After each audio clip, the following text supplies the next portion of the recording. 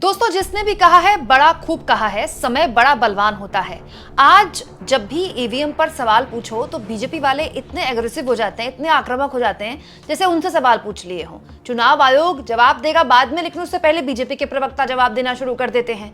लेकिन आपको जानकर कतई हैरानी नहीं होगी दोस्तों, बिल्कुल आपको जानकर बिल्कुल हैरानी नहीं होगी कि प्रधानमंत्री मोदी जो आज ईवीएम के विरोध की आवाजों का मजाक उड़ाते हैं, एक वक्त में ईवीएम के ध्रुव विरोधी हुआ करते थे। जी हाँ, प्रधानमंत्री मोदी ने तो बकायदा ये भी कहा था कि बैलेट पेपर से चुनाव होने चाहिए, क्योंकि अमेरिका जैसे इतने पुराने लोकतंत्र वाले मुल्क में जहां इतनी पढ़ी लिखी आबादी है, वहां भी बैलेट पेपर पर चुनाव होते हैं। दोस्तों, मजाक नहीं कर रही हूं। सोशल मीडिया में मोदी जी का एक पुराना वीडियो वायरल है, देखिए जरा।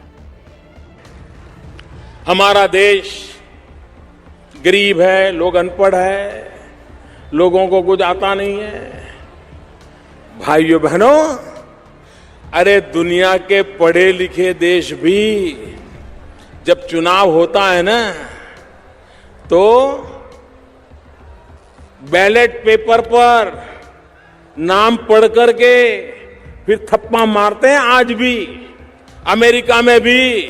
दोस्तों, अब सोशल मीडिया में मोदी जी का ये वीडियो शेयर करके लोग पूछ रहे हैं कि जब केंद्र में अपनी सरकार नहीं थी तब मोदी जी कहते थे कि बैलेट पेपर से चुनाव होने चाहिए।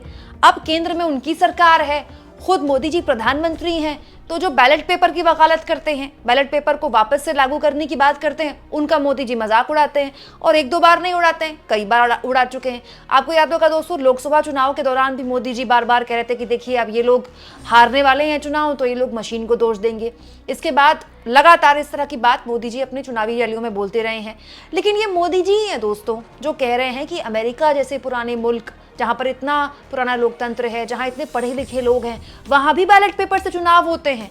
तो बैलेट पेपर की वकालत तो मोदी जी कर रहे हैं। लेकिन वक्त बदल जाता है, हालात बदल जाते हैं, जज्बात बदल जाते हैं, लेकिन इतने बदल जाते हैं कि 360 डिग्री परिवर्तन हो जाए। और दोस्तों, ये केवल मोदी जी की बात नहीं है, मैं आपको एक बड़ा इंटरेस्टिंग सी खबर दिखाती हूँ। 2009 की ये खबर है, तब जब केंद्र में मनमोहन सिंह की सरकार थी। उस वक्त दोस्तों बहुत बुरी तरह चुनाव हारी थी बीजेपी जब चुनाव हारी थी 2009 में, तो बहुत बड़ा धक्का लगा था बीजेपी को। और लाल कृष्ण आडवाणी उस वक्त, क्योंकि बीजेपी के सबसे बड़े नेता थे, और लाल कृष्ण आडवाणी को व्यक्तिगत तौर पर इसका बहुत धक्का लगा था। और लाल कृष्ण आडवाणी ने उस वक्त मुखरता से ईवीएम के खिलाफ आवाज बुलंद की थी। और ये देख लीजिए, 2009 की खबर है, जुलाई 5, 2009, जिसमें आडवाणी कह रहे हैं, Advani has doubts about EVM, want ballot paper back. Lal Krishna Advani चाहते हैं कि बैलेट पेपर से चुनाव हो, ईवीएम पर शक है लाल कृष्ण आडवाणी को। लाल कृष्ण आडवाणी दोस्तों बीजेपी के संस्थापक सदस्य हैं। लाल कृष्ण आडवाणी और अटल बिहारी वाजपेयी, उन्होंने ही जनसंघ के बाद बीजेपी की शुरुआत की थी। और लाल कृष्ण आडवाणी को तो गुरु मानते हैं हमारे मोदी जी। तो ऐसा नहीं है कि केवल मोदी जी ही बैलेट पेपर के समर्थक रहे हैं, उनके गुरु भी बैलेट पेपर के समर्थक रहे हैं। और एक और संयोग मैं आपको दिखाती हूँ, इसी खबर में लिखा है दोस्तों कि लाल कृष्ण आडवाणी चाहते हैं कि एक बार फिर से बैलेट पेपर इंट्रोड्यूस किया जाए, और ये सब कुछ महाराष्ट्र के असेंबली इलेक्शन में ही, महाराष्ट्र के विधानसभा चुनाव से ही किया जाए। उस वक्त महाराष्ट्र के विधानसभा चुनाव अक्टूबर में हो जाते थे, बहुत साल तक अक्टूबर में ही हुए, वो तो इसी बार नवंबर में हुए। पता नहीं चुनाव आयोग ने इतना लेट क्यों किया, नहीं तो हमेशा महाराष्ट्र के चुनाव अक्टूबर में ही होते थे। अब देखिए क्या गजब का संयोग है, उस वक्त लाल कृष्ण आडवाणी ने यह कहा था कि भाई ईवीएम बंद होनी चाहिए और बैलेट पेपर से चुनाव होने चाहिए। और इसके लिए लाल कृष्ण आडवाणी ने कहा था कि परफेक्ट टाइम है, महाराष्ट्र के चुनाव ही बैलेट पेपर से करवा दिए जाएं। और आज भी जब विपक्ष लामबंद हुआ है और पहली बार मल्लिकार्जुन खड़गे, शरद पवार खुलकर मशीन के खिलाफ बोल रहे हैं और बैलेट पेपर से एक बार फिर से चुनाव सुधार की तरफ बात कर रहे हैं, तब भी महाराष्ट्र चुनाव को ही आधार बनाया जा रहा है। मतलब वक्त भी क्या गजब की चीज है ना दोस्तों। अच्छा, बीजेपी के लोगों के विरोध का जिक्र हो ही रहा है, तो आपको एक और खबर दिखाती हूँ दोस्तों। बीजेपी के बड़े नेताओं में से हैं जीवीएल नरसिम्हा राव, इनको आप टीवी में काफी देखते होंगे।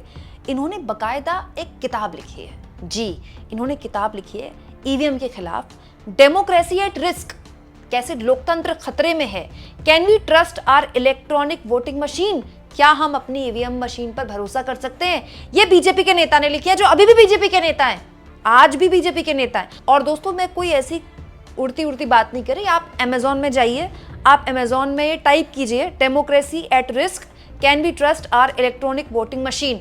आपको आसानी से ये किताब मिल जाएगी और इसके दाम भी मैं आपको बता देती हूँ, 2996, ऑलमोस्ट 3000 की ये किताब है। अंग्रेजी की ये किताब है और ये किताब छापी है बीजेपी के नेता ने। बीजेपी के नेता ने किताब लिखी है कि कैसे मशीन भारत के लोकतंत्र के लिए खतरा है। बीजेपी के नेता ईवीएम के खिलाफ किताब लिख रहे हैं। लाल कृष्ण आडवाणी कह रहे हैं ईवीएम बंद कर दो 2009 में, और मोदी जी भाषण में कह रहे हैं कि अमेरिका जैसे देश में भी बैलेट पेपर पर चुनाव होते हैं। और आज बीजेपी वाले मशीन का ऐसा समर्थन करते हैं जैसे वो चुनाव आयोग के प्रवक्ता हों।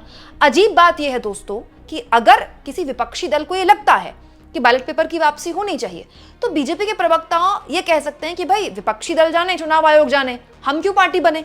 बीजेपी थोड़ी ही बैलेट पेपर का समर्थन कर रही है। बीजेपी ने स्टैंड बदल लिया, चलिए मानते मोदी जी ने स्टैंड बदल लिया, पता नहीं क्यों बदल लिया, लेकिन चलिए बदल लिया। मोदी जी को पहले लगता था बैलेट पेपर का चुनाव ठीक है, मोदी जी को अब लगता है बैलेट पेपर का चुनाव ठीक नहीं है, मशीन ठीक है। चलिए हो सकता है मोदी जी के जज्बात या हालात बदल गए हों या उनकी वक्त बदल गया हो, और बदल भी गया है वक्त, और थिंकिंग बदलती है, विचार बदलते हैं। ऐसा तो है नहीं कि हम एक ही विचार को ढोते रहते हैं, भाई बदल सकते हैं, हमारे भी विचार बदलते हैं लोगों के लिए, चीज़ों के लिए, हालात के लिए, जगह के लिए। तो हो सकता है मोदी जी के भी विचार बदल गए हो। चलिए मोदी जी के विचार बदल गए, आडवाणी जी के तो खैर अगर बोलेंगे भी तो कौन सुनने वाला है, क्योंकि वो तो मार्गदर्शक मंडल में है। इसके अलावा जीवीएल नरसिम्हा की चलिए किताब भी इग्नोर कर दीजिए। लेकिन अगर मैं एक चाहती हूँ कि विपक्ष के नेता अगर ये कह रहे हैं कि उनको बैलेट पेपर की वापसी चाहिए, मल्लिकार्जुन खड़गे कह रहे हैं या राहुल गांधी कह रहे हैं, राहुल गांधी इसके खिलाफ कोई अभियान चलाते हैं, तो मैं ये जानना चाहती हूँ कि बीजेपी वाले इतना नाराज क्यों हो जाते हैं। बीजेपी वालों को ये कहना चाहिए भाई आपकी मांग है, आप जाने, चुनाव आयोग जाने, हम क्यों जवाब दें, हम तो नहीं चाहते ऐसा, आप जाने और चुनाव आयोग जाने, हम क्यों पार्टी बने। लेकिन आप नोटिस कीजिएगा, जैसे ही इस मामले को लेकर जरा सा विपक्ष के नेता कुछ बोलते हैं, चुनाव आयोग बाद में बोलेगा, पहला बीजेपी वाले बोलना शुरू कर देते हैं। यही चीज है दोस्तों जो शक पैदा करता है कि आपको क्या हासिल है मशीन से। भाई कल को बैलेट पेपर से चुनाव हो भी जाते हैं तो आपकी तो हर राज्य में लहर है, हरियाणा में आपकी लहर, महाराष्ट्र में आपकी लहर, हर जगह आपकी लहर है, तो उस लहर पे सवार होकर फिर से चुनाव आप जीत जाइएगा, क्या प्रॉब्लम है इसमें। तो ये तर्क विपक्ष वाले देते हैं, लेकिन ये बात समझ में नहीं आती दोस्तों कि ये इतनी जबरदस्त तरीके से वैचारिक बदलाव कैसे आ गया। नहीं, एक दो नेता नहीं, पूरी की पूरी पार्टी का ऐसा लगता है कि हृदय परिवर्तन हो गया मशीन के बाद बैलेट पेपर को लेकर, और फिर बैलेट पेपर के बाद मशीन को लेकर। आपको क्या लगता है दोस्तों क्यों हुआ होगा ऐसा। यहाँ दोस्तों मैं एक और इंटरेस्टिंग खबर आपको दिखाती हूँ। उस वक्त लाल कृष्ण आडवाणी 2009 में जब विरोध कर रहे थे और कह रहे थे कि भाई बैलेट पेपर से चुनाव होने चाहिए, निष्पक्ष चुनाव पर उन्होंने एक तरह से प्रश्न चिन्ह लगा दिया था। उन्होंने कहा था कि ये ठीक से चुनाव नहीं हो रहे हैं, हमको विश्वास नहीं है मशीनों पर। तब कांग्रेस ने इसका विरोध किया था। देखिए यहां भी वक्त बदल जाता है। कांग्रेस पार्टी ने इसका खंडन किया था कि नहीं, इस तरह की ये बात बोल रहे हैं, इसका कोई आधार नहीं है। तब केंद्र में कांग्रेस की सरकार थी, कांग्रेस उसका तब विरोध कर रही थी। अब देखिए वक्त और हालात दोनों ही पार्टियों के लिए बदले हैं। कांग्रेस पार्टी ने भी अब मशीनों का विरोध करना शुरू कर दिया है और बीजेपी ने उसका समर्थन करना शुरू कर दिया है। लेकिन दोस्तों आप ये बात मानकर चलिए कि ये जो बहस है ये भी लंबी चलेगी। ये उस तरह की अब बहस नहीं है कि किसी ने कुछ बोला, एक दो दिन तक बहस चली, कुछ सड़क पर एक दो लोगों ने आंदोलन किए, कुछ कोर्ट में याचिकाएं वगैरह गई, फिर वहाँ से खारिज हो गई, मामला खत्म हो गया। अब ये मामला ऐसा नहीं है। जब कांग्रेस पार्टी के राष्ट्रीय अध्यक्ष कह रहे हैं कि इस मामले को लेकर एक जन आंदोलन खड़ा होना चाहिए, भारत जोड़ो यात्रा जैसा आंदोलन खड़ा होना चाहिए जो राहुल गांधी को करना चाहिए, और राहुल गांधी इस तरह के आंदोलन को एक्सपर्ट हैं, जिस तरह से वो लोगों को अपने साथ जोड़ते हैं ज़मीन पर, उसमें उनकी वाकई में मतलब भारत जोड़ो यात्रा के बाद उन्होंने बहुत इसमें सफलता हासिल की है। तो अब अगर ऐसा कोई आंदोलन ज़मीन पर खड़ा हो जाता है, शरद पवार की तरफ से उनके पोते रोहित पवार ने भी इस तरह की बात बोली थी कि हम इसको लेकर रणनीति पर काम कर रहे हैं, तो ये एक ऐसा मामला बन जाएगा जिस पर अब लंबी बहस होगी, हर रोज़ बहस होगी, और केवल मजाक उड़ाकर मामले को खत्म करना, मामले को दरकिनार करना, मामले को इग्नोर करना, ये इसका हल नहीं है। आने वाले वक्त में देश में इसको लेकर लंबी चर्चा होने वाली, अब आप इसके लिए तैयार रहिए। और अगर चुनाव सुधार की तरफ ऐसा कोई कदम बढ़ता है तो मुझे लगता है कम से कम चर्चा तो कर सकते हैं। चर्चा करने लायक की स्थिति तो हम बना ही सकते हैं, बातचीत करेंगे तभी तो समाधान निकलेगा। आपको क्या लगता है दोस्तों, कमेंट बॉक्स में जरूर लिखें, और जितना हो सके चैनल को शेयर करें, सब्सक्राइब करें, और थैंक्स और ज्वाइन के ऑप्शन से अगर आप चाहें तो कुछ आर्थिक मदद भी चैनल की जरूर करें।